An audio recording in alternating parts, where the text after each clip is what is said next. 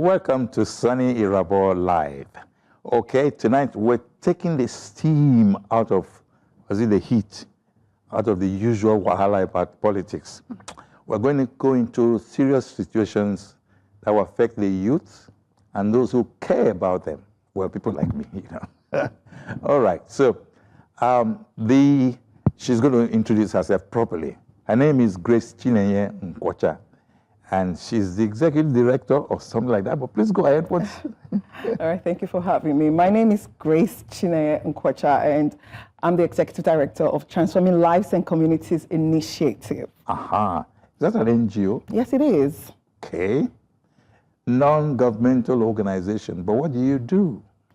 So we're focused on using education as a tool to make communities better. So we work with institutions like libraries to see how they can be a channel for transformation of communities. Okay. Well, I made her introduce herself because for me, the interest is really reviving library services in Nigeria. Because without libraries, there will be no youthful or parental commitment to education. I may say that, you may not agree with me, but let's see what Grace has to say about library services. It's not been very much around, is it? Yeah, it's around, but like you said, reviving it, it's the crux of should be the crux of national conversation. You know, there are libraries, but the libraries are not fully utilized, they're underutilized, underfunded. The libraries are somewhat a representation of what our country is, permit me to say.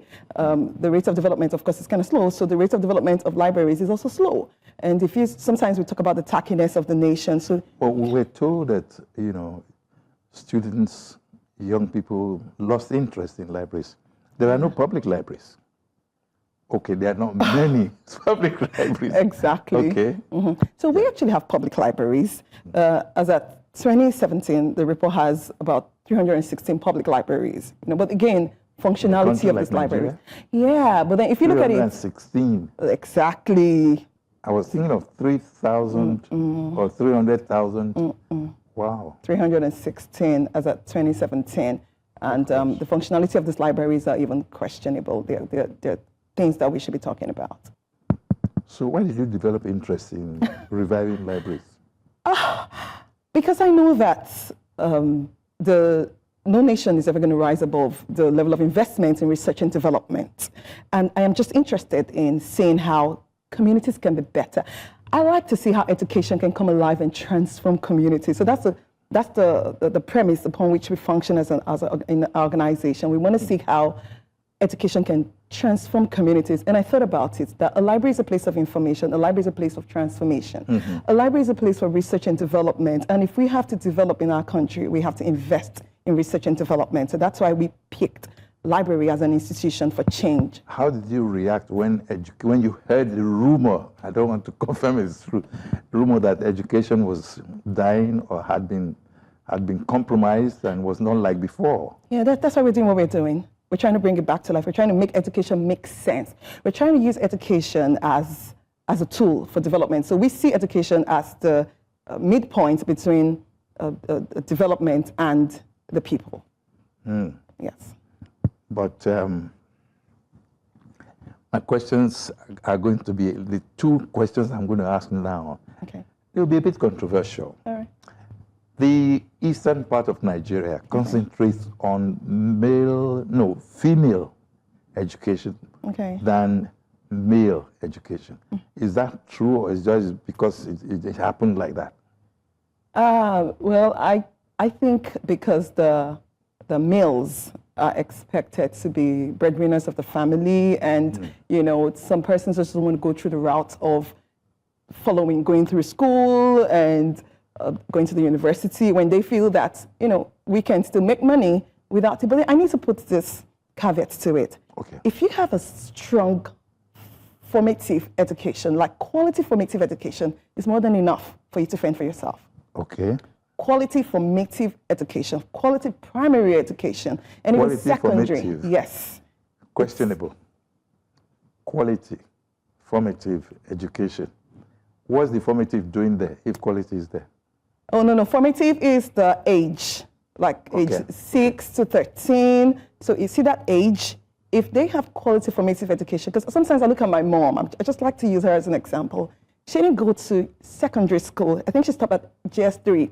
But the way she writes, she beats some master's degree holder. Yes, her writing, yeah. That's like my sister went to school, but her writing is something so unique. It's like, almost like an Arabic language, but in English. Okay. You know, very, let's not get. The second controversial issue is it true that men prefer to make money than the women? True. Using the East as an example now. Yeah, of course. So we're coming back to library services. Yeah, definitely, because they're breadwinners. So they are like the breadwinners of the family. Doesn't that pressurize them? It's like knowing it's a responsibility. So I think it comes with being a man. You know, like women don't make money, but a man feels fulfilled knowing that, oh, I'm fending for my family, I'm working, I'm bringing in money. So it makes them feel fulfilled. So it comes with being a man. Doesn't that make them a bit arrogant? Well, to an extent, it gives them that liberty. No, I'm not putting words in your mouth. No, to be honest, because he that plays the piper dictates the tune. So it's possible. Okay. Now, I asked you a question earlier when it occurred to you that you should get involved in library services. Okay. And let me ask it again. What informed your decision to get head on into it? To be honest, I think it was the level of poverty I saw in the community where we were working at. And I'm like, if you read... Which community is this? In Jegunle, that's Jeremy Felodon. So that's where we're starting. We've started our community work. So when I saw the level of poverty, I'm like, I kind of related it.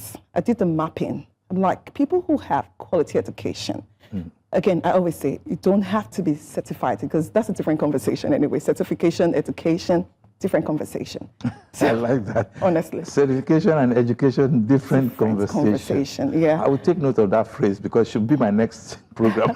Okay. So these people, most of them are not exposed to quality education, even at the formative years, you know, because there's something I also realized in that community, I'm digressing a bit, a lot of them have skills. They have one skill or the other. They have, one vocational skill or the other. But then there is still that thing about the level or the much they can make with that skill that they have. So it just tells me that there's a deficit somewhere, there is deficiency somewhere with the quality of education they've gotten at their formative years. Because if you have quality formative education, you just need a little more push and then you can come out of poverty. It's like saying practical theory, some of those, issues tend to be found in schools that you have, in my days, white teachers. Okay. White.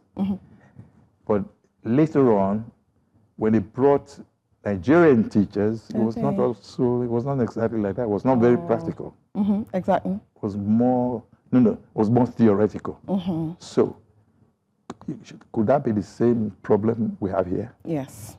So one thing that is lacking in our education system is what we call activity-based learning or practical-based learning. So the people just know a lot of theory, and there is the deficit in practicality of what we have learned, and it's really, really affecting development of our country. This is why I keep saying that libraries are very important because it promotes research and development, and that's the kind of library I have in my head, not like the research and development. Yes, not like the normal type of library. They have different units and departments in ministries, research and development. So what are they researching and developing if they are not really, living the talking the theory? Walking the talk. Yes. And that's why I talked about functional libraries. We have libraries, but are they functional?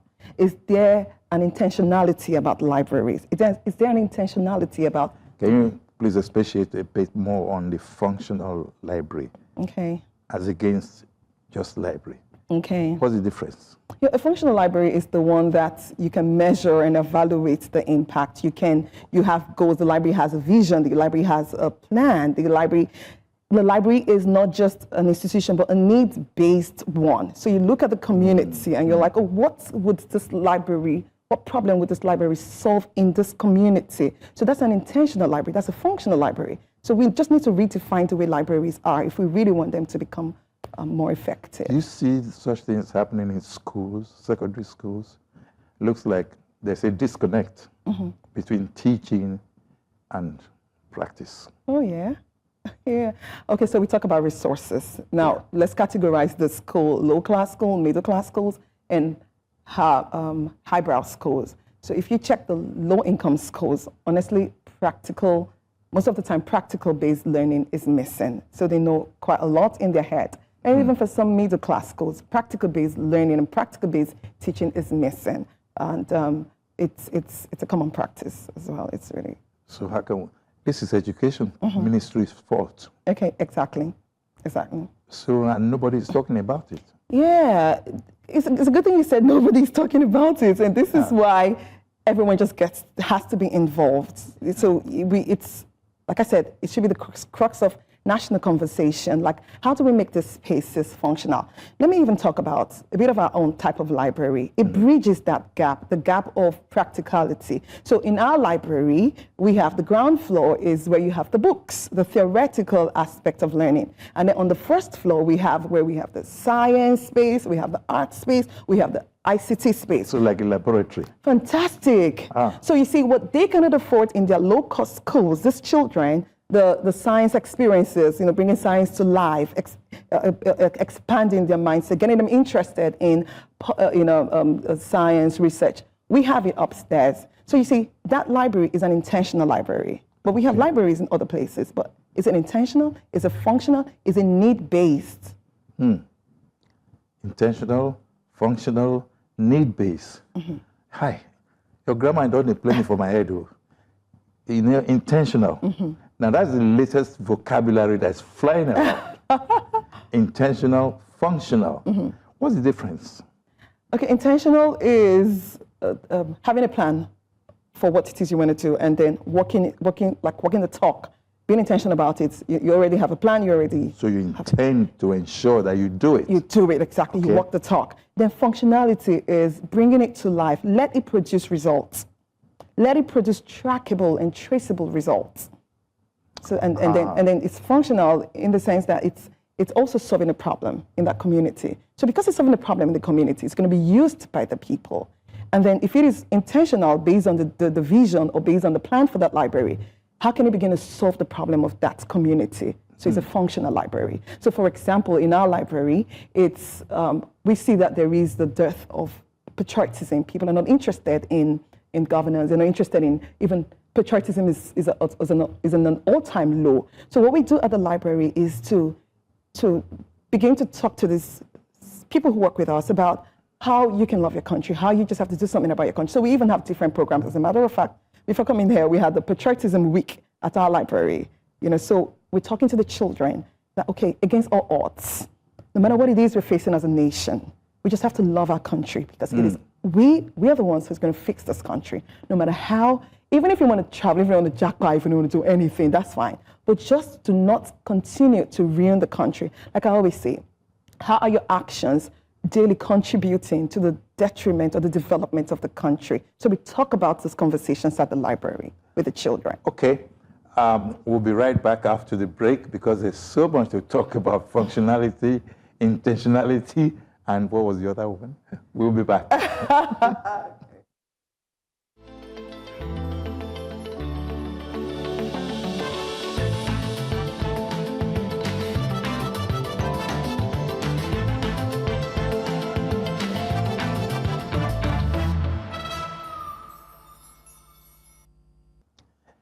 Grace Chinenye Nkwocha, and she dared to put the library in focus. She dared the Ministry of Education. She dared Nigeria. She's daring me because I can imagine when last I saw, library, real functional library, maybe many years, many years. You don't want to know. But tell me, how do you fund it? How do you set up a library? Oh, Must cost a lot. Yes, it is. is, in fact, the one we're renovating right now is nearing Renovating? 15 million. Yes, nearing 15 million. Yeah, that we spent some on it.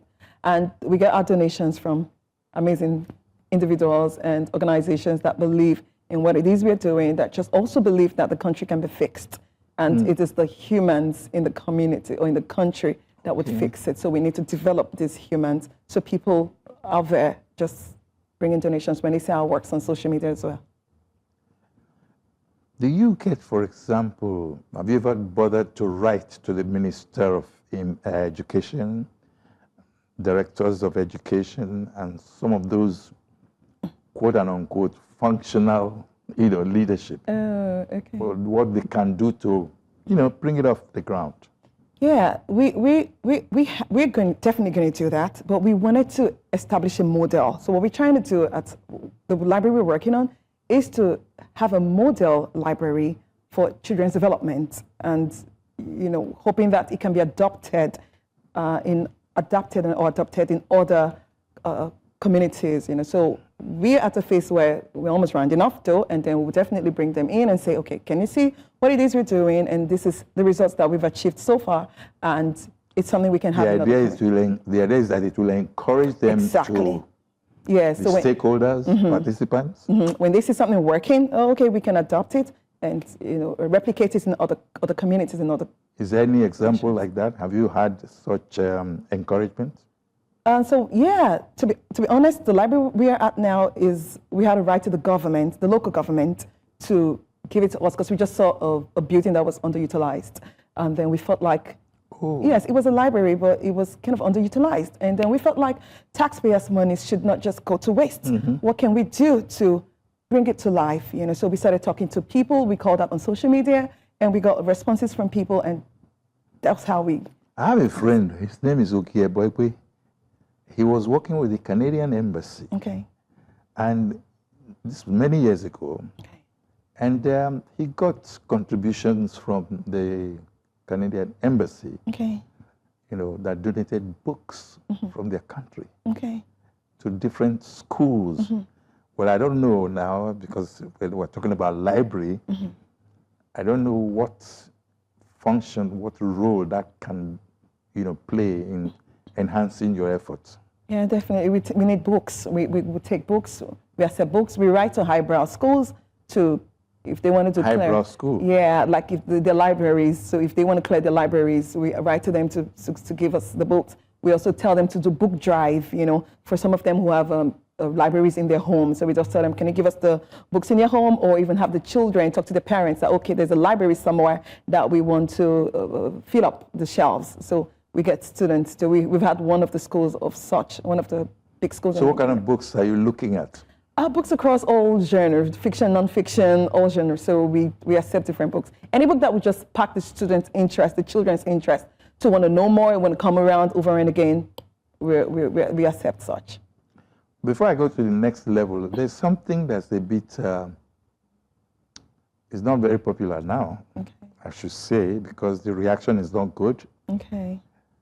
The Nigerian, or is it national language,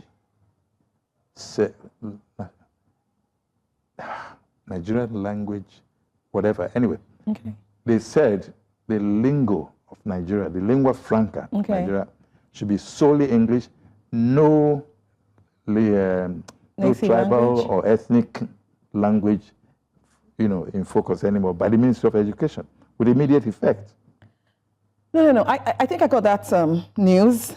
They're saying do not teach with that language. We're not saying really out of the curriculum. So we still learn Igbo. I think the curriculum says you can teach one native language. Okay. But they're not saying eradicate the language in our curriculum. No, they're saying, take out the language in our curriculum. No, they're saying. Thanks for this explanation. Because I'm going to speak to the, oh my goodness, the Honorable Tunji. For next week. Yeah, go ahead, please. Honorable Tunji, he said that the use of native language to teach should be discontinued. Okay. And of course, there are pros and cons to it, because honestly, the kids you're teaching with that language, they said, they made the finding that the kids who they used that language to teach, they still did not understand anything. They still fail at exams and all of that. So yeah, so that was the finding. And then they decided to scrap it and say, the kids have to learn in English. But to be honest, again, bilingualism is very important, especially for kids who do not understand English. Of course, it's not our first language, it's just our official language.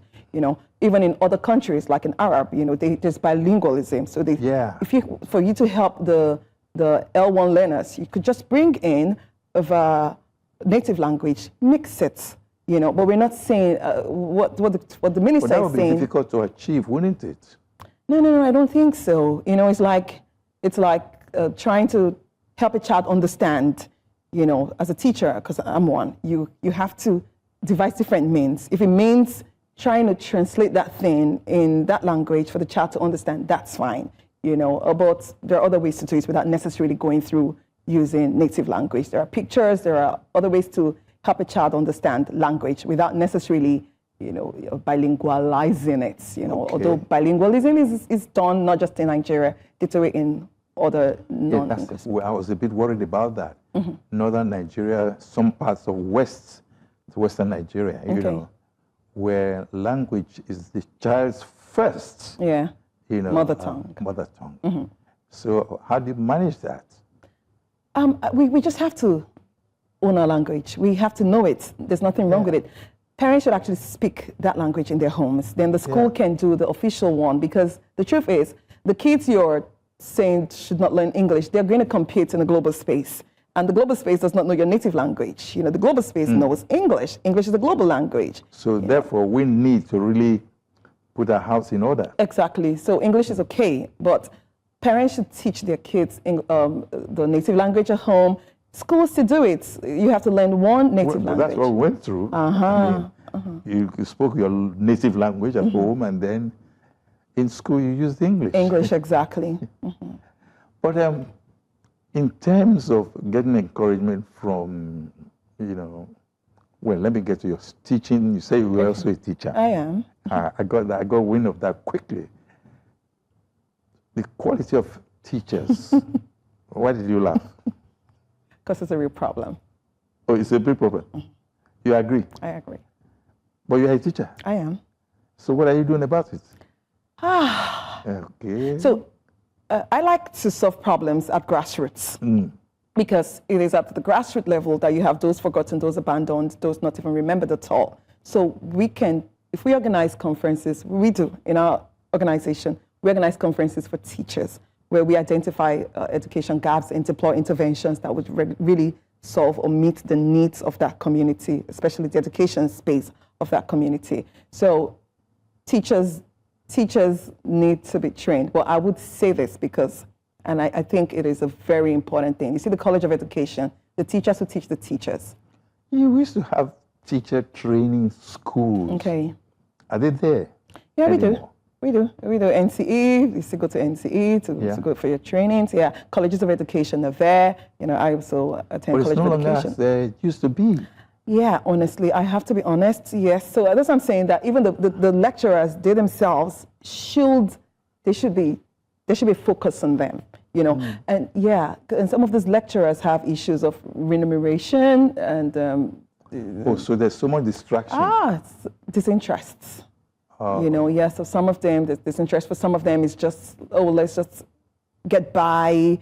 You could just, it's a problem. It's a big problem. I mean, in my profession, I'm a trainer. Okay. But I then went for train the trainers course. Okay. In Germany, and it was refreshing. I loved it. Yeah. So when I came back, I decided to exhibit it, And they said, where did you go to Germany? Where they speak German? I said, no. Everything was done in English. English, okay. So one would have expected that in Nigeria, the way it is today, there's no commitment. Yeah, true. Interest. And you talked about remuneration and all of that now. So it's a big problem. Yes, it is. How do you solve the problem? That would be for those in the federal sector, the public sector. I think the government is, Federal? Yeah, federal, like federal universities. State? The government also is responsible for that. Local government, the government is responsible for those primary school teachers. But the pay should be better. The pay should be a lot better. And I think the ones even in the private sector, some of them are suffering more than the ones in the public sector. The teachers in the private sectors are but the do you lecturers, have a representation, maybe at any level, from, let's say, teacher training schools should have representatives to meet with the authorities on issues like this? Yeah, definitely. They always have. When they have stakeholders meeting, they invite all of them. They invite all of the associations, education boards, they usually invite them. But it's not about the talk, it's about implementation. Because we talk a lot to implement. So when it's not implemented, what do? You don't remind them? This is why I kind of like the strongest body in this country that makes a lot of noise, which is NUC, I think not NUC, I mean Labour, Nigerian Labour, they always, NLC, I'm sorry, they're always boom, boom, boom. So I feel the teachers too should get up, talk, because like I say in our community, if you go to sleep, the government goes to sleep. So wake up, wake them up, fight for what you want, or push for what you want. But there's a disconnect between the higher authority and the lower authority. So in between, there's a disconnect. Sure. And that is where the real action is. Yes. So what happens to the students? Nothing. I feel empty. I feel sad. Yeah, honestly. Okay, now, with this in mind, library services should be not only at school levels, should be a private library services? Yes. Is your own private? It's privately owned because it's run by an NGO, although it's a public-private partnership. So we're partnering with the government, the local government, on the library, the library service that we provide. So it's PPP. Okay, and are you encouraged? Otherwise your money goes. So speak. We'll follow it up. We'll go and see them. Okay. Because we are active citizens. I classify myself as an active citizen of Nigeria because I ask questions. And when I'm not comfortable with anything within that community, I'm always like, which government is here? We need to see you. So I attend the stakeholders forums that they usually have. So I don't think that, for the fact that we wrote to the government, we saw a building that is highly underutilized, for the fact that they responded when we wrote.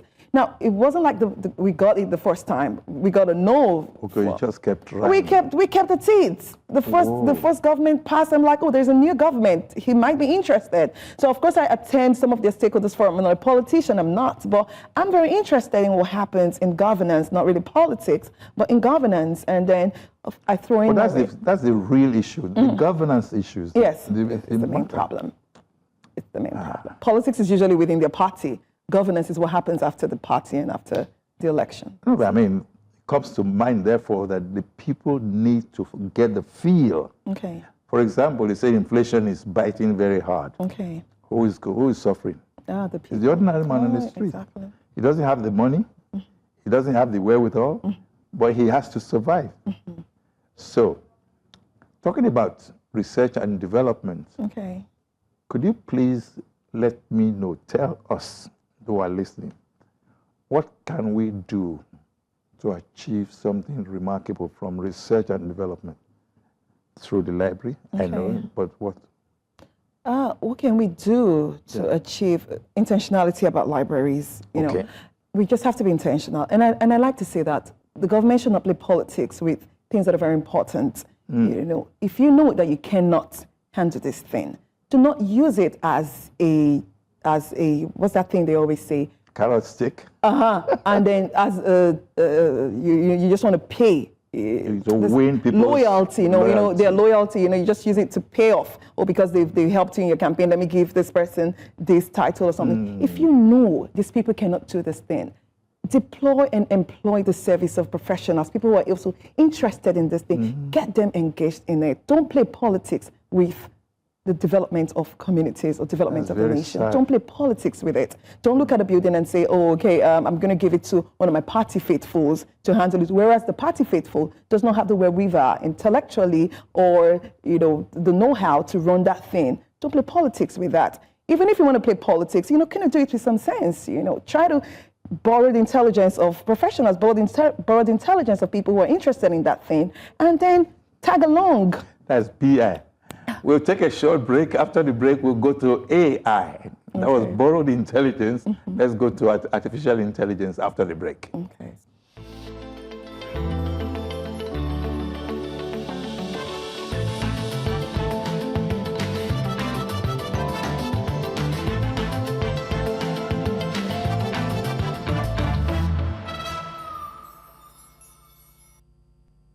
Okay, so there's borrowed intelligence. Now we are looking at artificial intelligence.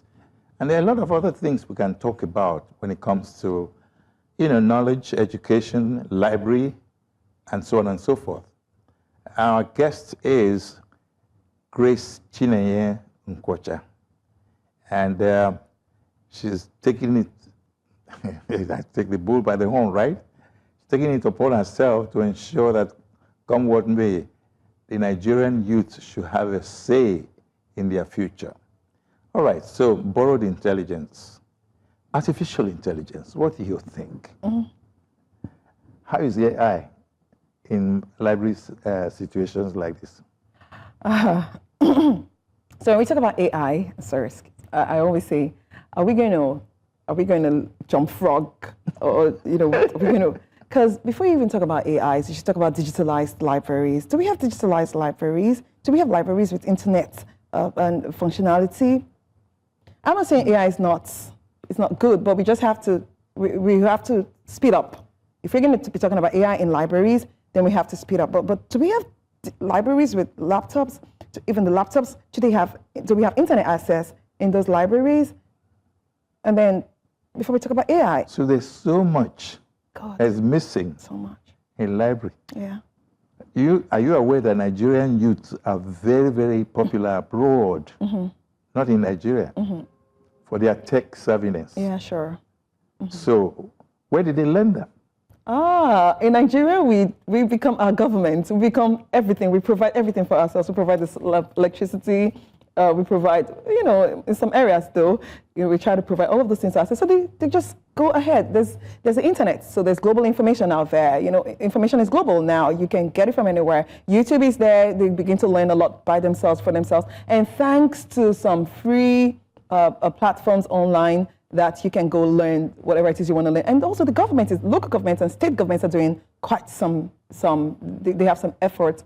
They're making some efforts in terms of bringing Nigerian youth up to speed in ICT. Yes, they are. So with the observations you made, what are your plans to ensure that internet service, AI, and tech generally will be, library enabled or internet enabled in library services? And what do you, Yeah, so if we talk about intentionality of libraries again and functionality of libraries. I have to get used to that word, intentionality. Yeah, and the functionality. So because there is internet and ICT knowledge gap, libraries should actually be equipped with computers. And not just computers. The government should make an effort to make sure that those libraries have internet access. No, you asked some questions. Are there computers? Yes. There are none. In ours, we have computers, Oh, you have enough? Yes, we do. No, not like enough. We hope we can get more computers, but we have computers, and the kids learn how to use computers. As a matter of fact, in our library, we have over 600 children who learned how to use the mouse for the first time. Oh. Even secondary school graduates who didn't know how to use the mouse. Secondary school students, yeah. That's encouraging. Yes, it is. It is. So with that kind of encouragement, what do you think would be the required thing to do from people who are, if you like, lackluster about it, who are indifferent? So I would just say to people that no nation would rise above the level of development in research and development. We would not, if Nigeria has to move, we have to begin to think of research and development, science and technology. Because when we invest in science and technology, we begin to do productions. We want to produce bags, we want to produce this, science and technology. And there has to be some level of research. And, sometimes we know how to do these things, but the quality of the things we produce And you cannot produce quality items without doing thorough research. So you see why the reading culture is very important. So reading culture is fundamental to research. Research is instrumental to quality productions. And then quality production develops or improves the economy of the country. Reading culture. You brought that in and it caught my attention. Reading culture. Bar of 100 to 0. I'll just say 40%. Yeah, true. 0 to 100. Yeah. 40%. 40% read to pass the exam. Wow. Wait a minute. Read to pass the exam, exams. not to acquire knowledge. No. Let's look at it. Wow, that's a lot. Yes, because if you check, when information comes to a typical Nigerian, you just see headline. If you have a reading culture, you go do your research before you take that headline in. Yeah. So you don't just say, oh, someone has said this, and you're like, oh, everyone just passes And it then around. you take it hook, line, and But they have read. Yeah. They read. But did they read in detail? Did they have a reading culture? Actually, headlining is opportunity to draw your attention into the main story. They don't know about that too. They take it as the main story. Oh my goodness, that's a lot. Well, the young child who is, anxious to learn, who is hungry for knowledge, and he doesn't get the environment to, capture that kind of, what do you call it? Sure. What would you say is required of him? Very good. So you see, this is why we have spaces like ours, where a child who is so interested in learning, wants to bring their curiosity to life. Centers like ours, which is also called like a children development center, it accommodates them, it takes them in and they can explore. So it is very important for us to have public spaces like this, which engages the children even after school, because after school, they have liberty of time doing nothing, but if they have centers like this that are interesting, the ambience of this place, the content, everything is just extra, something different from what they have in their schools, which are maybe the local schools that do not really have a lot in terms of ambience, because it costs money to make an ambience that is very interesting for the children to learn, So centers like this would bridge that gap, and the kids would be actively engaged while expanding in knowledge. This thing across my mind again, how can the child afford to get to your library or school when they are from very low income group? It's a free. Libraries are free. Free? It's free. You're just coming. People have invested. Yes, it is free. We do not charge anything. You just come in, read, get knowledge. So how do you manage the number if it's oversubscribed? We read in batches.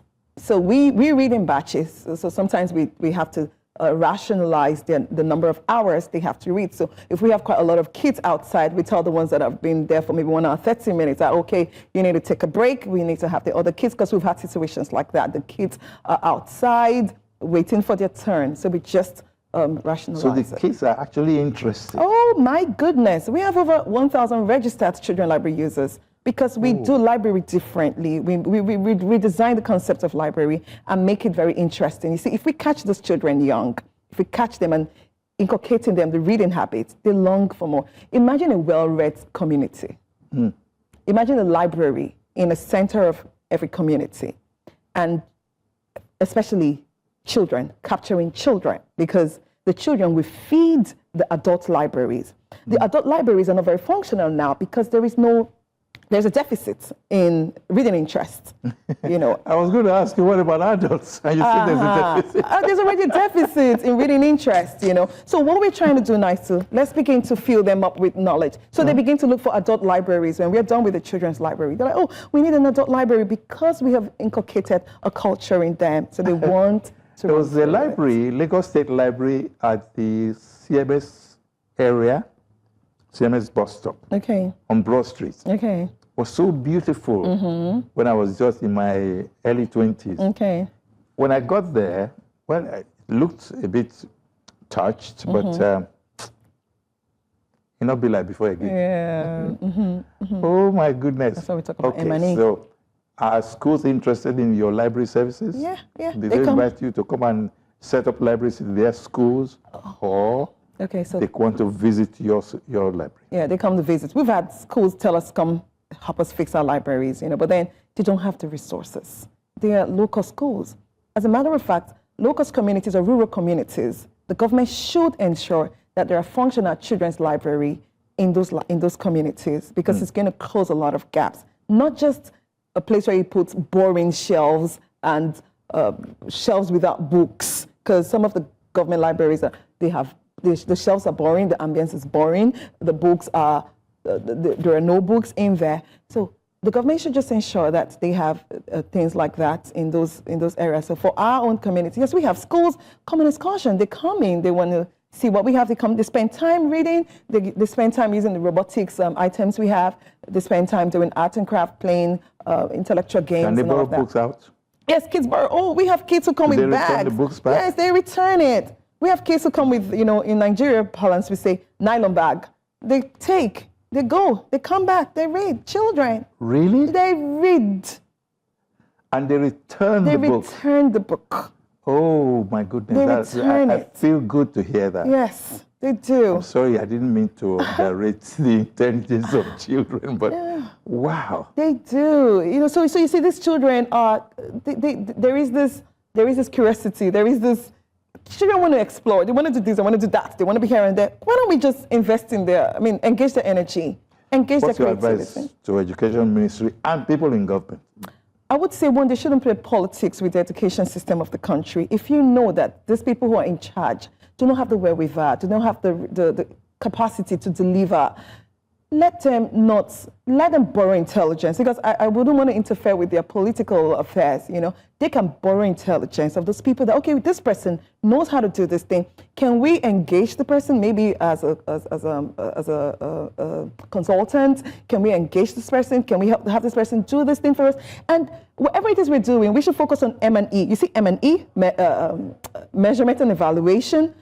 It is a very, very important aspect of whatever projects we want to do in government. M&E, monitoring and evaluation. We should focus on that. So if the government does something, they say, okay, we set up a school that is going to be doing X, Y, Z. How are we monitoring and evaluating for impact? And the M&E team, I would suggest to the government, do not still politicize this thing. Outsource it to people who would have no emotion. You cannot bribe them. You cannot come in their way. They're there to just monitor and evaluate a process and bring results to track progress. Okay.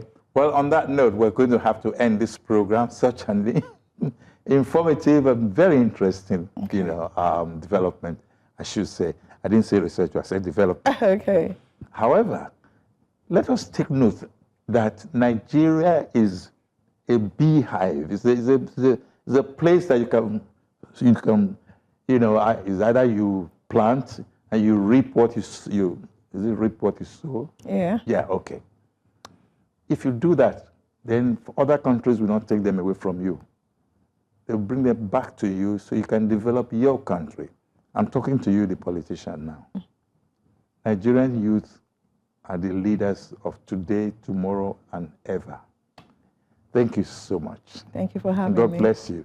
Amen. And good night, everyone. Thank you. Soni Irabor here.